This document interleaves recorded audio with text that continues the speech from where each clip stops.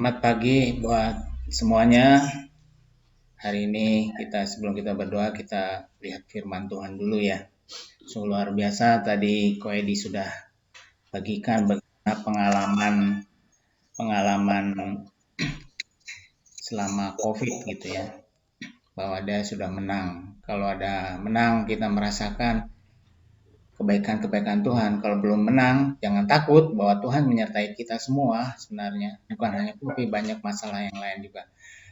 Hari ini kita akan bicara tentang Tuhan itu pemberi. Kalau Tuhan itu pemberi, artinya dia bukan pengambil atau pencuri ya. Kita baca firman agak panjang, tapi tidak usah Anda baca di rumah aja, nanti kita habis doa ini boleh membacanya ya. Dari Roma 8 ayat 31 sampai 39. Ya.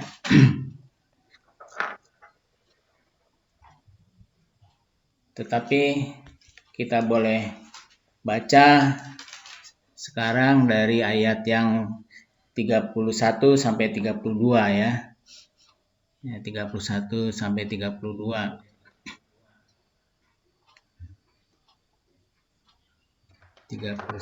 Sampai 32. Firman Tuhan berkata demikian, saudaraku. Sebab itu, apakah yang akan kita katakan tentang semuanya itu? Jika Allah di pihak kita, siapakah yang akan melawan kita? Ia yang tidak menyayangkan anaknya sendiri, tetapi yang menyerahkannya bagi kita semua.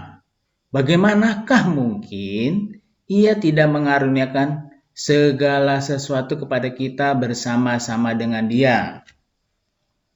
Saudaraku,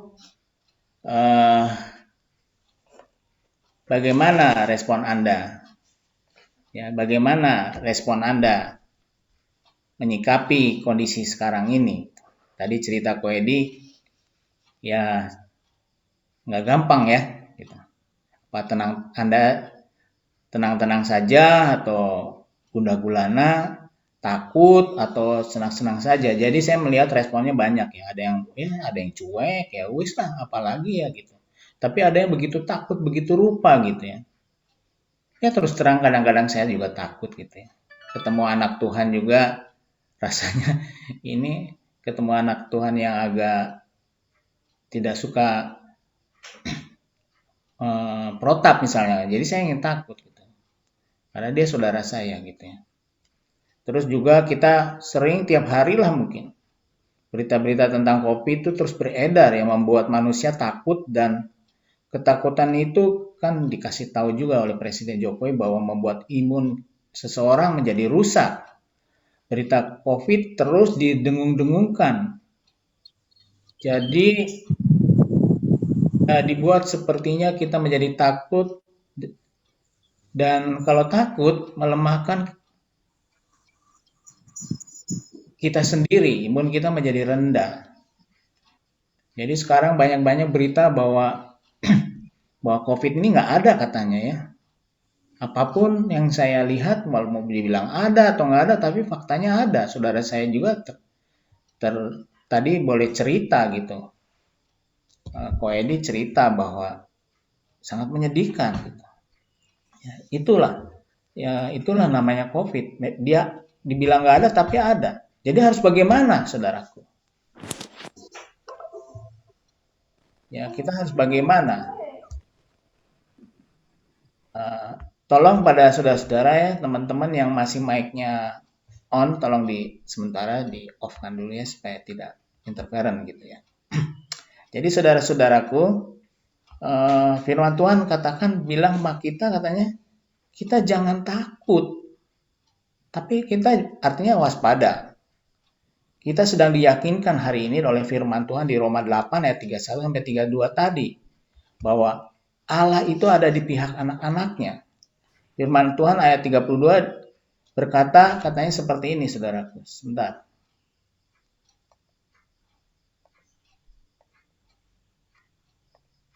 Ayat 32 dikatakan, ia yang tidak menyayangkan anaknya sendiri, tetapi yang menyerahkannya bagi kita semua. Bagaimanakah mungkin ia tidak mengaruniakan segala sesuatu kepada kita bersama-sama dengan Dia. Itu firman-Nya, saudaraku.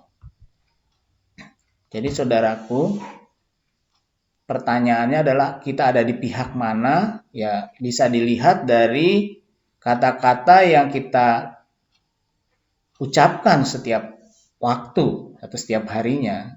Kalau kita menceritakan wah begini yang nadanya negatif, kita ada di tempat yang kalah.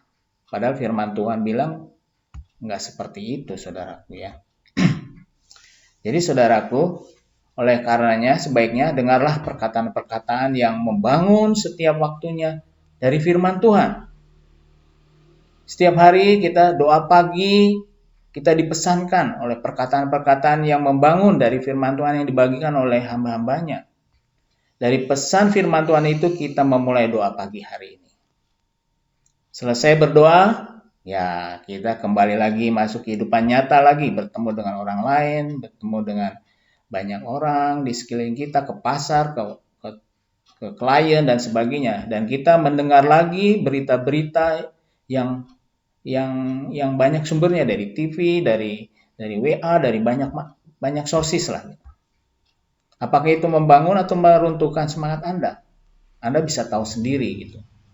Apakah sekarang pertanyaannya yang Anda dengar itu memisahkan hubungan Anda dengan Tuhan? Anda sendiri yang bisa tahu. Ya. Jadi saudaraku, dari permasalahan-permasalahan yang tadi, ya, firman Tuhan ayat 33 berkata demikian, saudaraku. Siapakah yang akan menggugat orang-orang pilihan Allah? Allah yang membenarkan mereka, siapakah yang akan menghukum mereka? Ya, firman Tuhan berkata demikian, saudara. Ya. Ayat 35, apakah ada yang bisa memisahkan saudara-saudara saya dengan kasih Allah? Firman-Nya berkata demikian, ayat 35 ya. Sebentar. Siapakah yang akan memisahkan kita dari kasih Kristus?